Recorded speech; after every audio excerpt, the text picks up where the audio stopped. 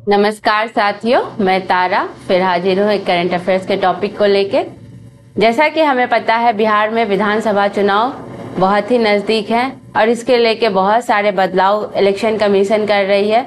Election commission तो अपने चुनाव के लिए जो बदलाव कर रही है सो कर रही है, वो तो ठीक है, लेकिन यहाँ पे आरोप प्रत्यारोप का सिलसिला भी कुछ कम नहीं चल रहा है। अभी हाल फिलहाल प्रशांत किशोर जी ने हमारे डिप्टी सीएम सम्राट चौधरी के ऊपर हत्या का आरोप लगाया है और कुछ एक नेताओं के ऊपर भी आरोप लगाए हैं, जिसमें आप देखेंगे मुख्य रूप से सम्राट चौधरी के ऊपर बहुत ही बड़ा आरोप लगा है। तो एक एक करके हम डिस्कस करेंगे कि इनके ऊपर किसकी हत्या का आरोप लगा है।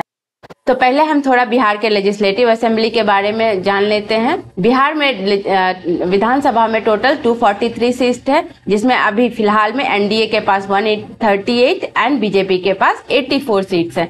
तो इसके लिए इनकी बहुमत की सरकार अभी बिहार में चल रही है और नीतीश जी हमारे मुख्यमंत्री हैं।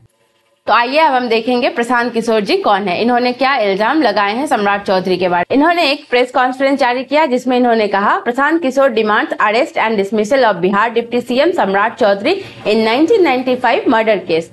तो ये क्या है 1995 का मर्डर केस, जानेंगे। इससे पहले हम जान लें प्रशांत किशोर जी कौन है। प्रशांत किशोर जी एक इंडियन पॉलिटिशियन भी हैं और एक पॉलिटिकल स्ट्रैटेजिस्ट है। इन्होंने पहले तो यूएन के साथ काम किया हुआ है, हमारे यूनाइटेड नेशन काउंसिल जो है उनमें इन्होंने 8 साल काम किया है। उसके बाद वो वापस भारत आते हैं और हमारे पॉलिटिशियंस, बहुत सारे जो इम्पोर्टेंट पॉलिटिशियंस हैं उनके साथ काम करते हैं। वो हमारे सासाराम रोहतास जिले से बिलोंग करते हैं। उसके बाद वो बक्सर मूव होके उन्होंने अपनी सारी पढ़ाई कंप्लीट की। ये एक सक्सेसफुल पॉलिटिकल स्ट्रैटेजिस्ट है। ऐसा हम क्यों कह रहे हैं, क्योंकि इन्होंने नरेंद्र मोदी जी के साथ, ममता बनर्जी, स्टालिन, मतलब आप पूरब से पश्चिम, उत्तर से दक्षिण ले लो, तो इन्होंने हर एक इम्पोर्टेंट पॉलिटिशियंस के साथ काम करा है। इनमें इम्पोर्टेंट पार्टीज भी है जैसे बीजेपी, जेडीयू, आईएनसी, आप, वाईएसआरसीपी, डीएमके, टीएमसी, मतलब इन्होंने हर लोगों के साथ काम किया है। इनकी सबसे बड़ी मुख्य भूमिका तब रही जब इन्होंने 2011 में नरेंद्र मोदी जी को चीफ मिनिस्टर ऑफ गुजरात बनने में बहुत मदद की और उसके बाद 2014 में जब लोकसभा चुनाव थे उस टाइम पे भी इन्होंने मोदी जी की बहुत हेल्प की थी प्रधानमंत्री बनने में। तो इसीलिए इनको एक बहुत ही इम्पोर्टेंट आप बोल सकते हो और बहुत ही सक्सेसफुल पॉलिटिकल स्ट्रैटेजिस्ट बोल सकते हो। आप यहाँ देख सकते हैं देश भर में इन क्षेत्रीय नेताओं के साथ ये काम कर चुके हैं, जैसे उद्धव ठाकरे, नीतीश कुमार, एमके स्टालिन, जगनमोहन रेड्डी, ममता बनर्जी, अरविंद केजरीवाल, मतलब इन्होंने सारे इंपॉर्टेंट लीडर्स के साथ काम किया। अब इन्होंने ये सारे काम छोड़ के बिहार को सुधारने का जिम्मा लिया हुआ है। इनका कहना है कि जैसा मैं बिहार से हूँ, अब मैं बिहार को संवारने की कोशिश करूंगा। तो इसलिए अभी हमारे विधानसभा चुनाव जो बिहार में है 2025 में, तो ये भी एक प्रत्याशी हैं उस चुनाव के।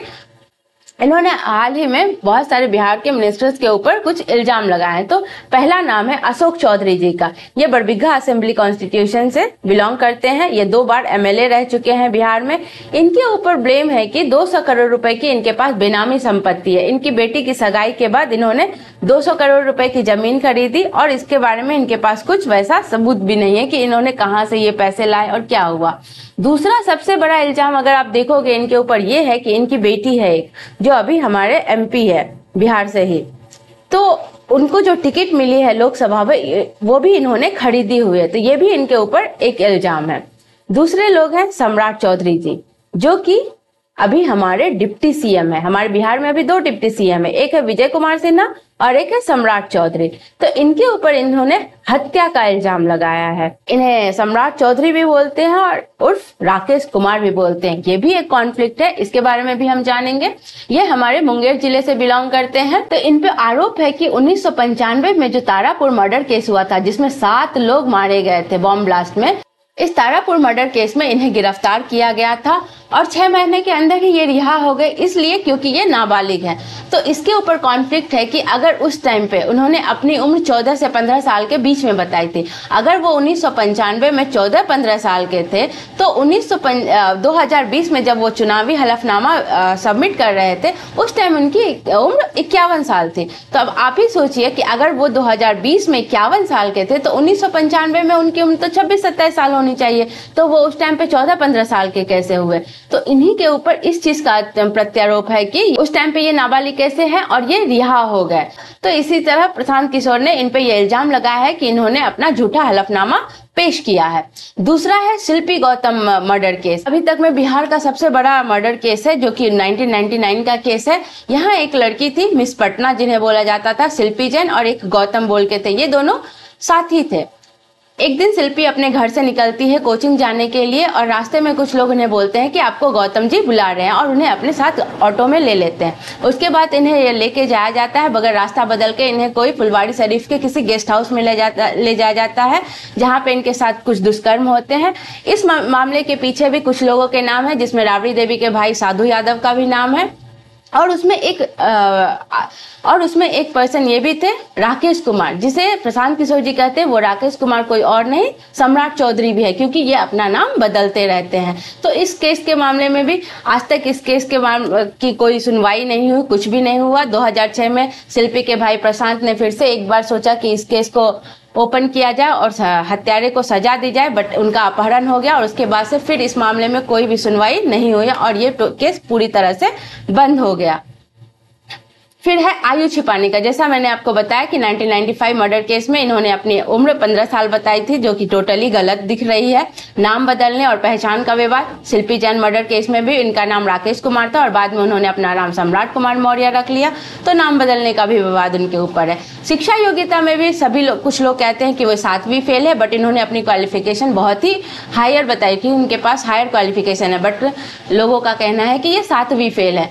अभियोग और गिरफ्तारी की मांग इनके ऊपर चल रही है, इसलिए प्रशांत किशोर जी, जिनकी पार्टी है जन स्वराज, इन्होंने कहा है कि सम्राट चौधरी जी को तुरंत पद से हटाया जाए। इनकी मांग खासकर बीजेपी नरेंद्र मोदी जी से है कि आप इन्हें डिप्टी सीएम के पद से हटाइए और इनकी तुरंत गिरफ्तारी करवाइए। आप सारे प्रूफ लीजिए, मेरे पास बहुत सारे प्रूफ है, आप इस पे जांच कीजिए और इनकी गिरफ्तारी करवाइए। अगर ऐसे ऐसे पॉलिटिशियन हमारे बिहार में रहेंगे तो हमारे बिहार का कभी भी डेवलपमेंट नहीं हो पाएगा, और इनका कहना कहीं ना कहीं सही भी है। देखते हैं ये अपने पद से इस्तीफा देते हैं, इनके ऊपर जांच कमीशन बैठती है या नहीं।